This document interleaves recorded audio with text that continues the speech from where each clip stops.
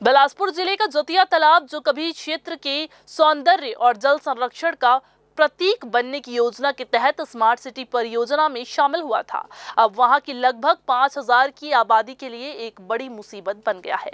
आप सभी को बता दें कि लगभग 6 करोड़ 50 लाख रुपए खर्च करने के बावजूद तालाब की स्थिति सुधरने के बजाय और भी ज्यादा बिगड़ गई है।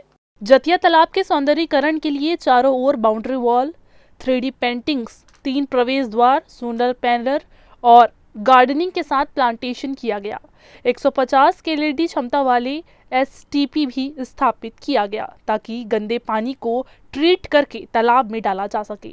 लेकिन जिन नालों को एसटीपी से जोड़ा गया, उनकी अलग से निकासी की कोई व्यवस्था नहीं की गई।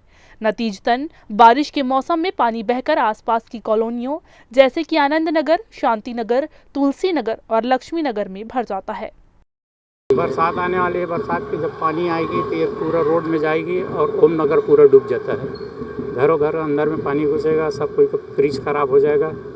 नीचे मतलब उनको चलने में काफ़ी परेशानी होती है, गाड़ी डूब जाती है। बारिश के समय जल निकासी की असुविधा के कारण कॉलोनियों की सड़कें और घरों तक पानी घुस जाता है।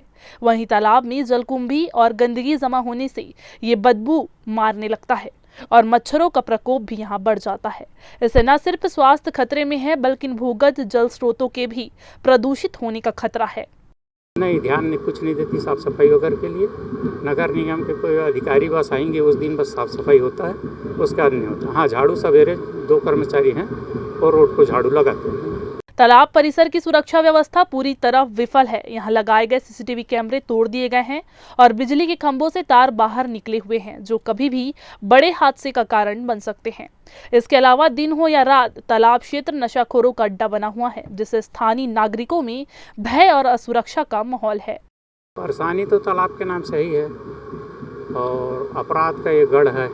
शुरू से सभी जान रहे हैं प्रशासनिक स्तर पे, लेकिन उचित कार्रवाई नहीं होने के कारण अपराधियों का हौसला बुलंद है। आए दिन आप देखेंगे यहाँ तो रात 8 बजे के बाद शराबियों का, गांजा पीने वाले का जमावड़ा लगा रहता है।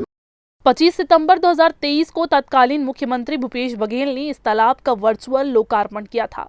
इसके बाद ठेकेदार को 6 करोड़ 50 लाख रुपए का भुगतान कर दिया गया, लेकिन निर्माण की गुणवत्ता पर अब भी सवाल उठ रहे हैं, क्योंकि तालाब में जल भराव की उचित व्यवस्था न होने के कारण अधिकांश समय ये सूखा रहता है और अपनी मूल भूमिका निभाने में विफल है।